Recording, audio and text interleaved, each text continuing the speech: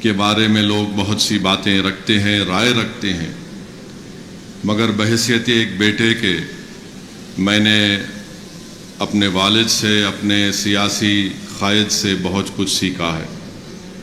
آج جو کچھ میرے پاس قابلیت ہے یا نہیں ہے، یا جو کچھ ہے، یہ سب اللہ کا کرم ہے، صدقہ نبی کریم صلی اللہ علیہ وسلم کا اور میرے ماں باپ کی دعائیں ہیں۔ اگر اسد الدین اویسی کے پاس اگر کوئی سیاسی بصیرت ہے تو وہ میرے مرحوم قائد کی تربیت ہے۔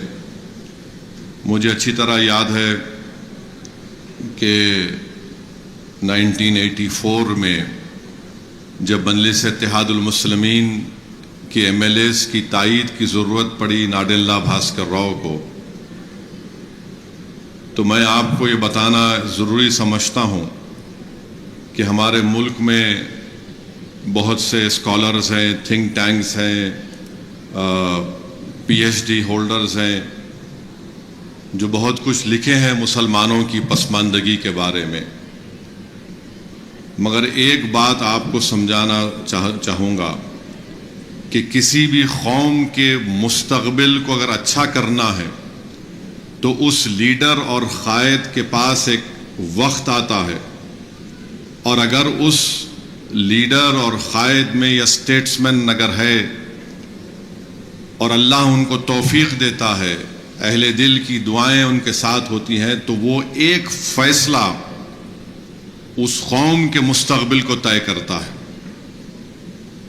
اور ایسے کئی وقت آئے ہوں گے ان تمام سیاسی قائدین کی زندگی میں، میں کسی پر تنقید کرنا نہیں چاہوں گا، مگر اللہ نے سالار ملت کو ایک موقع دیا کہ وہ ایسا فیصلہ دیں جو اس قوم کے مستقبل کو بدل سکے، جو اس قوم میں ایک انقلاب برپا کر سکے، جو اس غریب قوم کو علم کے ذریعے طاقتور بنا سکے۔ اور مرحوم قائد نے ایک فیصلہ لیا اور سالار نے کہا کہ ہم اپنے ایم ایل ایز کی تائید ناڈلہ بھاسکر راؤ سے کریں گے۔ مجھے اچھی طرح یاد ہے کہ اس وقت ایک بی بی سی کے ایک بہت بڑے مشہور رپورٹر ہوتے تھے، وہ ہمارے گھر پر آ کر انٹرویو لیے اور کہا کہ یہ بڑا ان ڈیموکریٹک طریقے سے آپ نے اپنے ایم ایل ایز کی تائید بھاسکر راؤ سے کی۔ تو سالار نے ایک ہی بات کہی، کیا یہ ڈیموکریسی ہے کہ آپ اس ملک کی سب سے بڑی اقلیت کو ہمیشہ ان کو کمزور کر کے رکھ دیں گے؟ کیا یہ ڈیموکریسی ہے کہ آپ اس ملک کی سب سے بڑی اقلیت کو ہمیشہ علم کے دروازوں سے دور رکھیں گے؟ کیا یہ ڈیموکریسی ہے کہ ملیانہ ہو، ہاشم پورہ ہو؟ کیا یہ ڈیموکریسی ہے؟ سالار نے کہا، ڈیموکریسی نے مجھے موقع دیا، میں اس کو استعمال کر رہا ہوں۔ اور لوگوں نے حیرت کا اظہار کیا کہ اگر وہ چاہتے تھے اس وقت تو اپنے ذاتی مفاد کے لیے وہ بہت کچھ کر سکتے تھے۔ مرحوم قائد نے کہا کہ مجھے اپنی ذات کے لیے کچھ نہیں چاہیے، مجھے صرف ایک کاغذ کا ٹکڑا چاہیے۔ اور آرٹیکل 30 جو کانسٹیٹیوشن میں ہے، ہمارے آئین میں، جو ایک فنڈامنٹل رائٹ ہے، مرحوم قائد نے اس کے تحت ناڈلہ بھاسکر راؤ کی حکومت سے اس وقت کے آندھرا پردیش کے مسلمانوں کے لیے سالار نے کہا کہ میں ایک میڈیکل اور انجینئرنگ کالج کھولوں گا۔ تو میرے عزیز دوستوں اور بزرگوں، آپ کو بتانے کا مقصد یہ ہے کہ جب آپ کی زندگی میں ایسا کوئی موقع آتا ہے اور اللہ ہر ایک کو موقع دیتا ہے، تو اس موقع کے اوپر آپ کو یہ فیصلہ کرنا پڑے گا کہ کیا میں ایسا فیصلہ کروں گا جس سے اجتماعی طور پر پوری سوسائٹی کو، پورے معاشرے کو فائدہ ہوگا، یا پھر میں رسک نہیں لے کر صرف اپنی ذات کو محفوظ کر لوں گا اور اپنی ذات کے لیے فیصلہ لے لوں گا۔ سالار نے فیصلہ لیا، ہنسنے والوں نے بڑے مذاق بنائے مرحوم قائد کے کہ یہ شخص ہے جو جذباتی تقاریر کرتا ہے، تو آپ کو بتا رہا ہوں کہ یہ جذباتی تقریر کا جو تمغہ مجھے اور اکبر کو لگتا ہے ہم سے نہیں شروع ہوا، یہ اس زمانے سے ہمارے چاہنے والے جو ہم کو بہت زیادہ چاہتے ہیں، ہمارے بیوی سے زیادہ، وہ ہم کو الزام لگاتی ہے جذباتی تقاریر کرتے ہیں۔ مگر سالار ہمیشہ یہ کہتے تھے، شاید اکبر اور صاحب اور حاجی میں اگری کریں گے، کہ اللہ جو ہے منزل منچلوں کو دے دیتا ہے، عقل مند سوچتے رہتا ہے منزل کے بارے میں۔ تو سالار نے وہ اقدام اٹھایا اور کاغذ کا ٹکڑا لیا، اور لوگ یقین نہیں کرتے تھے۔ جو حیدرآباد میں اس وقت ایک ایلیٹ سوسائٹی تھی، ایک ایلیٹ گروپ تھا، آج بھی ہے وہ لوگ، تو ان کے پاس ایک میٹنگ ہوئی، میں بھی سالار کے ساتھ اس میٹنگ میں، بہرحال ایک لنچ تھا۔ میں یہ پہلے بھی یہ واقعہ بیان کر رہا ہوں، مگر نوجوانوں کو بتانے کے لیے کہہ رہا ہوں کہ اگر ایک انسان میں حوصلہ ہوتا ہے، اللہ کے لیے اخلاص ہوتا ہے اور ہمت ہوتی ہے، تو اللہ ان کو کامیاب کرتا ہے۔ تو اس میٹنگ میں سب نے بہترین کھانا وانا کھلایا گیا، صاحب جانتے ہوں گے۔ تو کھانا نہ کھانے کے بعد ظاہر ہے ہمارے پاس بہت شوق ہے تعریف کرنے کی، کیا بریانی کھلائے آپ؟ تو خیر بریانی ہو گئی۔ اس کے بعد سب نے کہا کہ دیکھیے صلاح الدین اویسی صاحب، آپ زیادہ پڑھے لکھے نہیں ہیں، آپ یہ نہیں چلا سکتے اس کو، یہ ہم کو دے دو، ہم پڑھے لکھے ہیں اور ہم اس کو چلائیں گے۔ تو سالار سنتے کہ نہیں، آپ بولیے بولیے۔ تو سالار کو جب غصہ آتا تھا تو بولتے نہیں بولیے بولیے، آپ بولیے بولیے بولیے، میں سن رہا ہوں میں آپ کی بات کو، بالکل بالکل صحیح ہے، آپ لوگ بڑے لوگ ہیں۔ تو ہم سمجھ جاتے تھے کہ اب کچھ ہو رہا ہے۔ تو خیر وہ سب سنے، سالار اٹھے اور بولے کہ بہت بہت شکریہ، آپ لوگ میرے کو زحمت دیے، آپ بھی آئے، یہ وقت طے کریں گا کہ میں کیا کرنے والا ہوں۔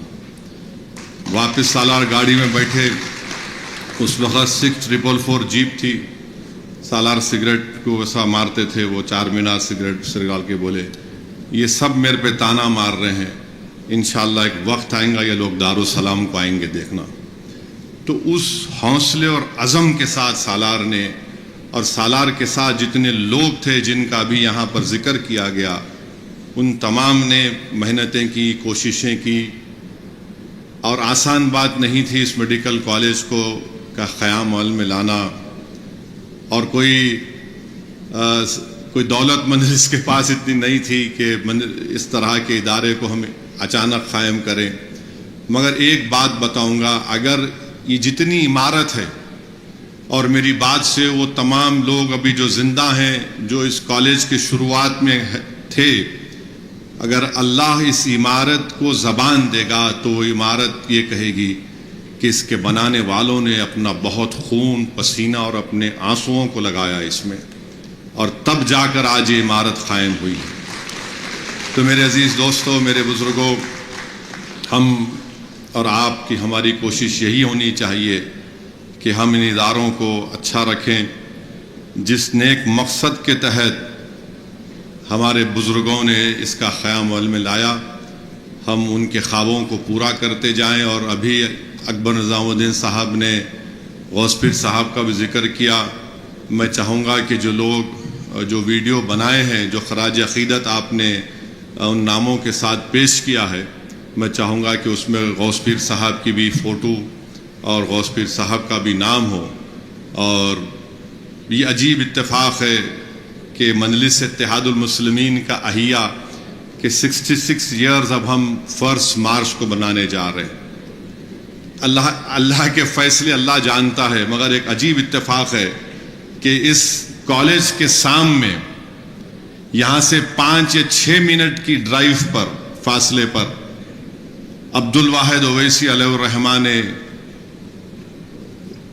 1 مارچ 2 مارچ کو 1957 کو مجلس کا پہلا جلسہ اپنے گھر میں کیا تھا، یہیں سے 5 منٹ کے فاصلے پر۔ آج بھی وہ گھر ہے آج بھی ہے، ہاں، فاطمہ باغ کے نام سے۔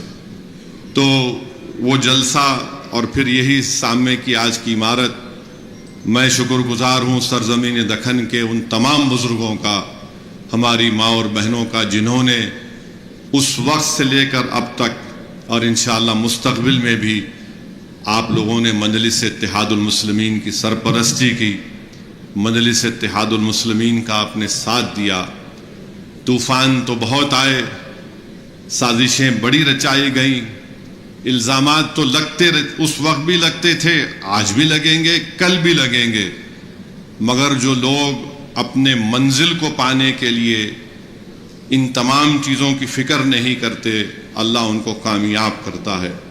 میں شکر گزار ہوں جناب اکبر نظام الدین صاحب کا، حاجی میاں کا، بہت ان لوگوں کو بھی ایک حملے حاجی سیٹھ پر کیے گئے، مگر حاجی سیٹھ ایک اسپریٹڈ آدمی ہے، بہت اسپریٹڈ آدمی ہے، اور بڑی قربانیاں انہوں نے دی، الزامات کے بوچھار ان کو اٹھانا پڑا۔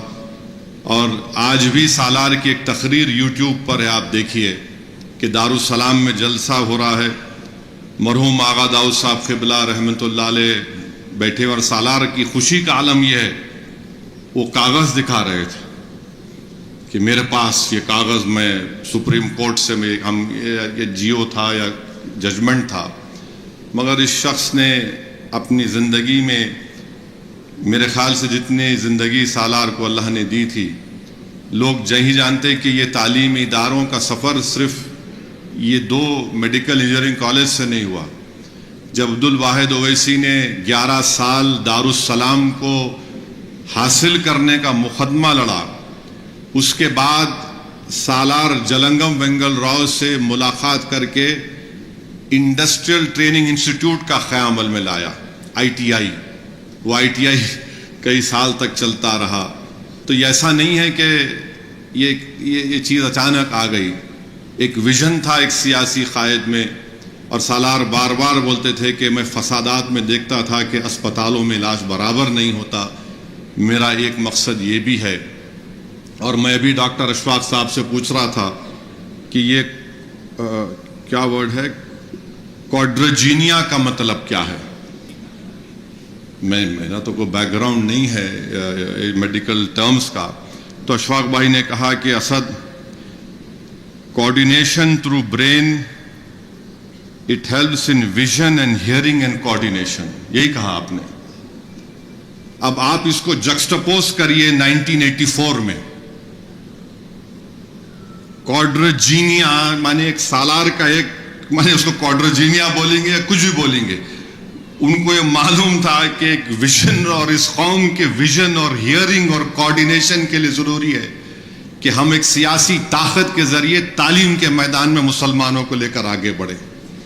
تو یہ میں جب سنا، اور میں اشفاق بھائی سے پوچھا اگر یہ کوڈرجینیا نہیں ہوتا تو انسان کیا ہو جاتا، تو بولے آپ کو ویژن نہیں رہتا، ہیئرنگ نہیں رہتی۔ تو میرے بھائی یہی چیز ہے، آپ کے پاس سیاسی طاقت ہے، آپ کی انڈیپینڈنٹ لیڈرشپ ہے، تو پھر یہ کوڈرجینیا ہے۔ اگر نہیں ہے تو انفرادی طور پر آپ باجا بجا لو، ہاں یہ بہت اچھے تھے، یہ بہت اچھے تھے، کئی لوگ آئے اور چلے جائیں گے اس دنیا سے، مگر لوگ انہی کو یاد رکھتے ہیں جنہوں نے اپنے جانے کے بعد کچھ اس قوم کے لیے چھوڑ کر گئے۔ وہ کام سالار ملت نے کیا، اور حدیث شریف میں آیا کہ ہم مر جائیں گے، ہم سب زمین کی غذا ہو جائیں گے، مگر ایک اکاؤنٹ ہمارا کھلا ہوتا ہے، بند نہیں ہوتا، وہ قبر میں جانے کے بعد بھی، وہ ہماری نیکیاں ہیں۔ ایسی نیکیاں کہ اس انسان کے چلے جانے کے بعد بھی اس کو فائدہ پہنچتا ہے۔ اسی لیے مدرسوں میں جو کتاب پڑھائی جاتی ہے، اس کے پہلی جلد پر رسول اللہ صلی اللہ علیہ وسلم کی حدیث لکھی گئی کہ جو علم سے زندہ ہوتا وہ کبھی نہیں مرتا۔ تو سالار نے ان تمام اپنے ساتھیوں کے ساتھ اس علم کے خزانوں کو قائم کیا ہے۔ اور ایک بات یاد رکھیے کہ بغیر پولیٹیکل پاور کے مجلس کے پاس ہم یہ اداروں کو قائم نہیں کر سکتے تھے۔ آپ نے مجلس کو اپنے ووٹ کے ذریعے مضبوط کیا، سالار نے اس طاقت کا استعمال آپ کو اور طاقتور بنانے کے لیے کیا۔ تو جو لوگ مجلس کے بارے میں یہ بولتے کہ ہم تقریر کرتے، جذباتی تقریر کرتے، میں ان دانشوروں سے کہنا چاہ رہا ہوں آپ گنگے ہے یا نہیں ہے میرے کو نہیں معلوم, آپ بھی کچھ کر کے دکھاؤ نا. کب تک ہم صرف پیپر دیں گے, یہ پیپر پڑھ کے چلے گئے, یہ فلاں کر کے چلے گئے. ارے بھائی اس کا عمل کیسے ہوگا, اس کا عملی جامع نامہ ہم کیسے کریں گے؟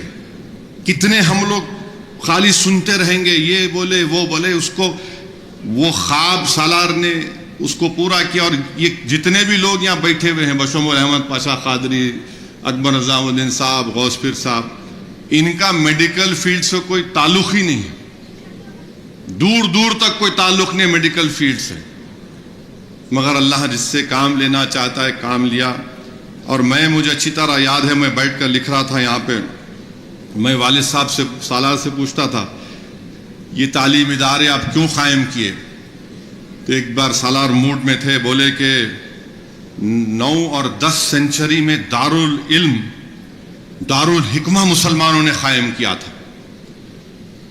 وہ بیت کی چھڑی پہ سالار بیٹھ کے میرے کو بول رہے تھے. پھر میرے کو اخبار دکھائے, بولے اخبار کہاں سے آیا معلوم تمہارے کو؟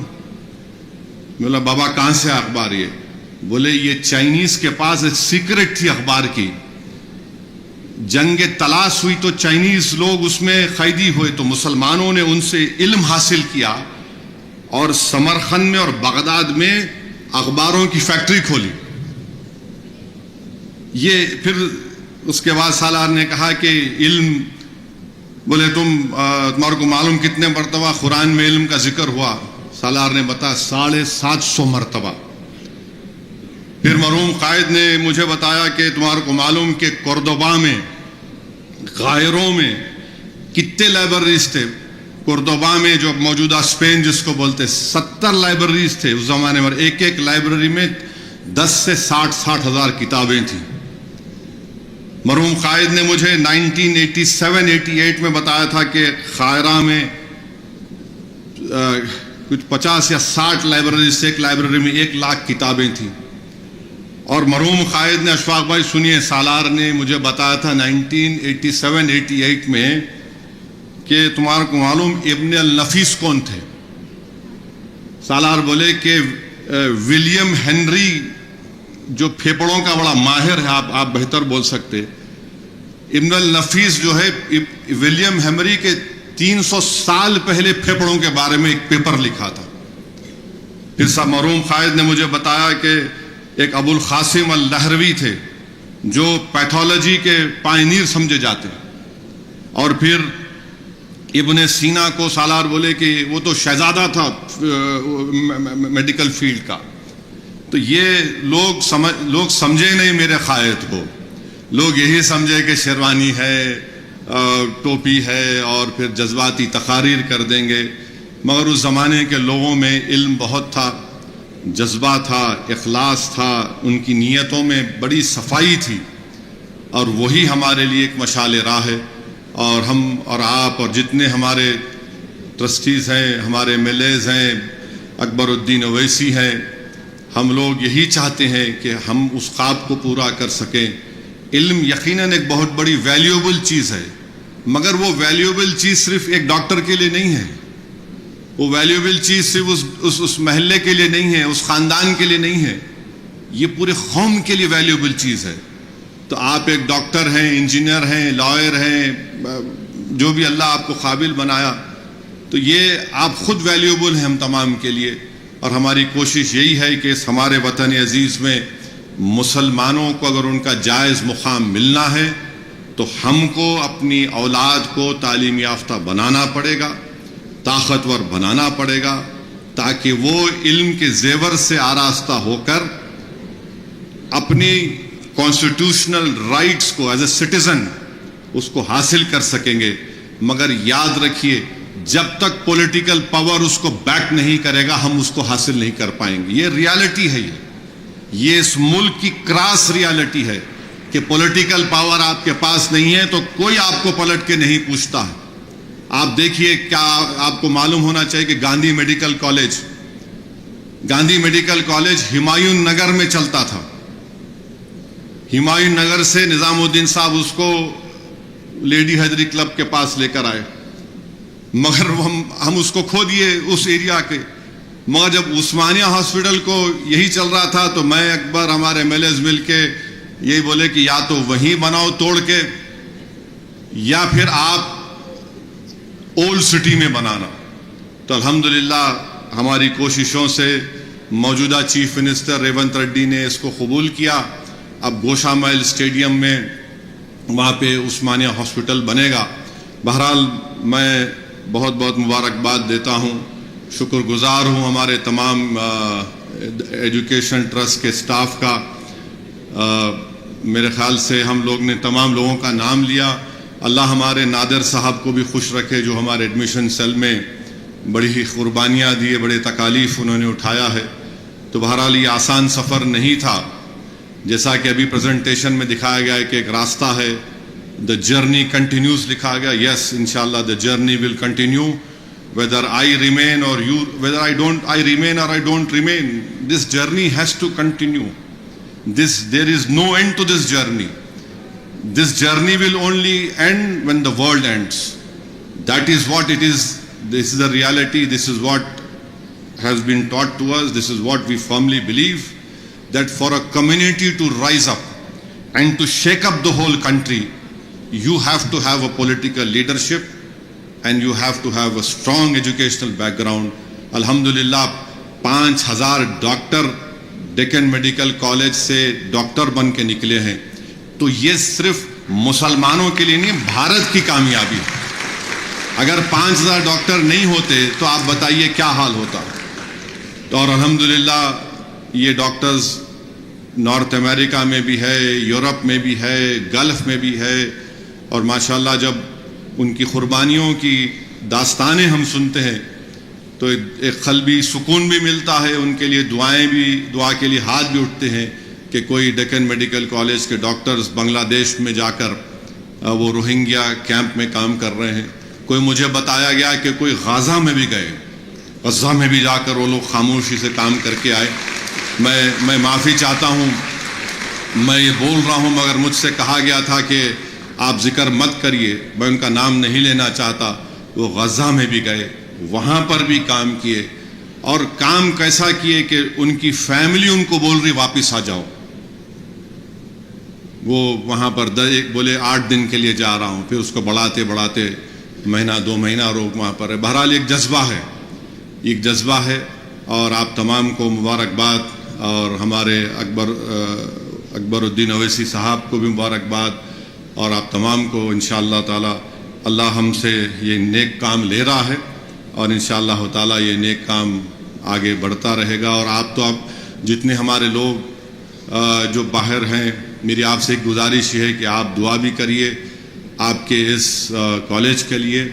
اور جس طریقے سے بھی آپ ڈیکن میڈیکل کالج کو مضبوط کرنا چاہتے ہیں, میں بحیثیت چیئرمین اپنے ٹرسٹیز کے موجودگی میں کہہ رہا ہوں کہ ہمارا دل کھلا ہے.